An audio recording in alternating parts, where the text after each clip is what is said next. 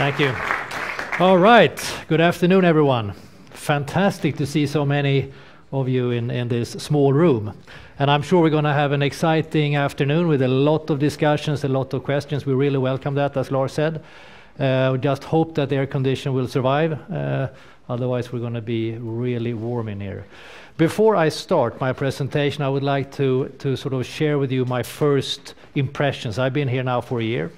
And so what is then Tele2 after a year in it, so to speak? I think a couple of things really stand out. And one is that the culture is an extraordinarily performance-driven culture.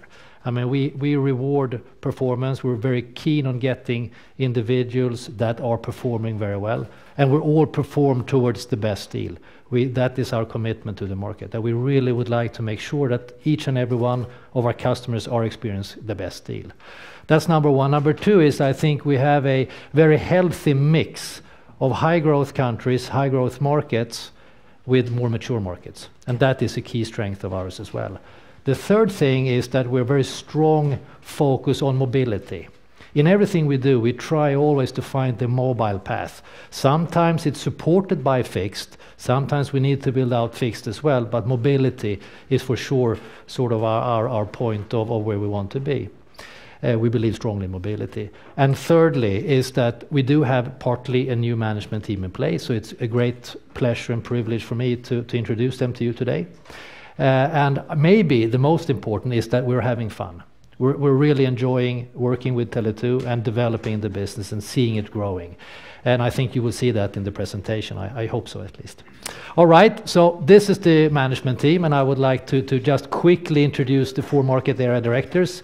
Niklas, Günther, Dimitri, and Thomas, if you can just stand up. Those are the guys with the money.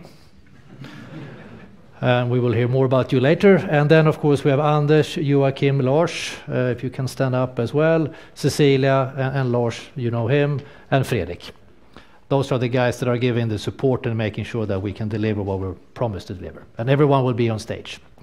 Okay, so for you who are not all that familiar with Tele2, just a very quick brief and look back. What is Tele2? Well, we are in 11 countries. We have roughly 32 million subscribers, and the vast majority, 29 million or so of those, are in mobile. As I said, the promise that we are giving to the consumer, to the market, is that we always aim to provide the best deal. Really important. Our license cover more than 100 million people. So we have plenty of growth opportunity. And when it comes to questions that you will ask later on, so where will you find the next growth generation? Will you start buying up other operators or try to find new opportunities? Yes, but we're very selective. We're very selective of putting a Tele2 flag on new countries. We are not here to conquer Europe, if you would like, with the Tele2 flag. We need to meet the financial KPIs, very strict those, and also very much into the culture and the core of Tele2. So if we look back a couple of years and see what have we really achieved, well, a couple of years ago we were sort of a little bit doing everything, fixed telephony, fixed broadband, mobile as well, and over the years we have turned more and more into a mobile company. And as you can see today, 70% of our revenue comes from mobile, and out of that 70%, almost 80% from voice, and 20 or 22% from data. And that is fairly normal for an operator of our size, that you have roughly 1/5 revenue from data. And that will for surely continue to grow. And as I said in the beginning, we have the best of both worlds. We have high growth countries, high growth markets, and more mature markets. So some of the characteristics from a high growth market is, of course, it's truly mobile. Fixed is normally not that built out. 2G services is there and will continue to be the service of choice for many more years to come. Multi-SIM in one device. It is truly a multi-SIM card market. And I think we will see that as well, that over time, the volume getting new SIM cards into the market might not all be that interesting. Because we need to be the SIM card of choice. We need to be able to provide better value. So we're going to go from volume to value. And Anders will cover that shift in more detail. In more mature markets, As I said, we are a mobile player, and mobile is the prevailing technology supported by fixed. The higher speed we're getting, 3G and now 4G, we do need to have a very, very good backbone, a very good transmission, and preferably then on fiber, and which means that you're building out the core network as well. So it's supported by fixed. 3G and 4G, we believe, is a necessity, because speed, everyone is craving for more speed, and that is something that it won't go away. Yesterday we had my leadership team meeting. We had the leadership team meeting here in this premises, and I used my 4G dongle to download some files, and I had 55 megabits per second downlink and 22 uplink. More importantly, I had, I think, 15 milliseconds of latency, and it's really like just switching a page. It's absolutely a phenomenal experience. And once you start doing that, you don't want to go back to something that is much more inferior. Multi-SIM in many devices. Count yourself, how many SIM cards do you have? I did that last night. I think I had 6. And I don't think I'm very peculiar in that. I think everyone has very, very many SIM cards. So it's a little bit different from mature and high growth markets. High growth markets, plenty to do.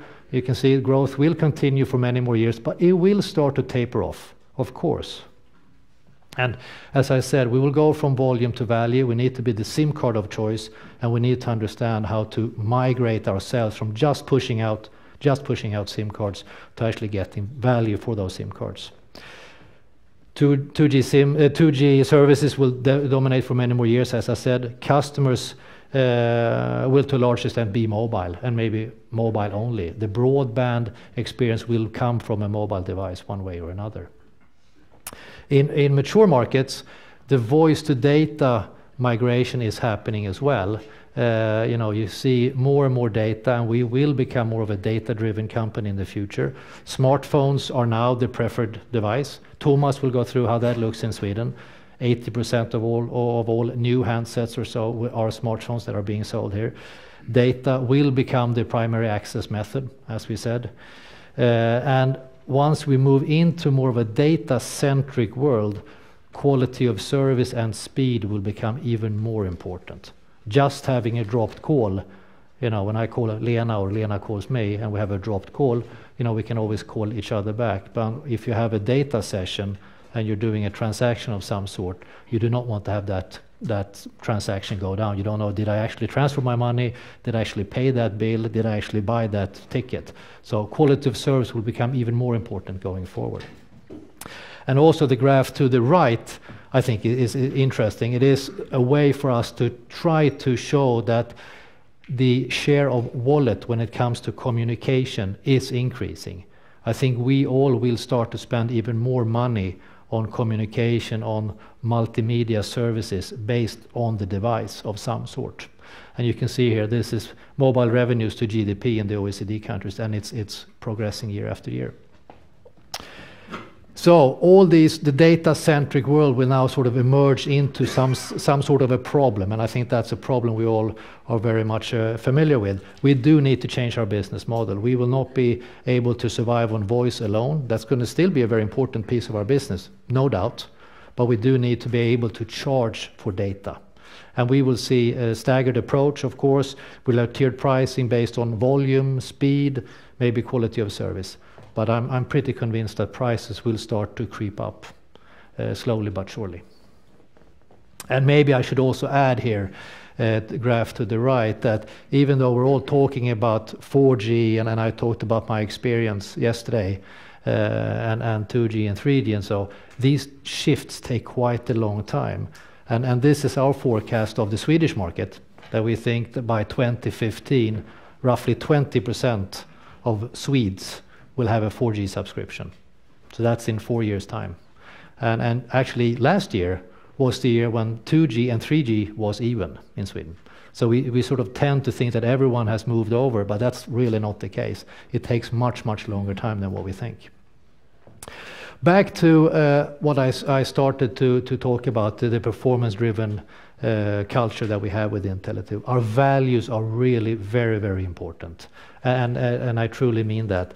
We are working with 6 values.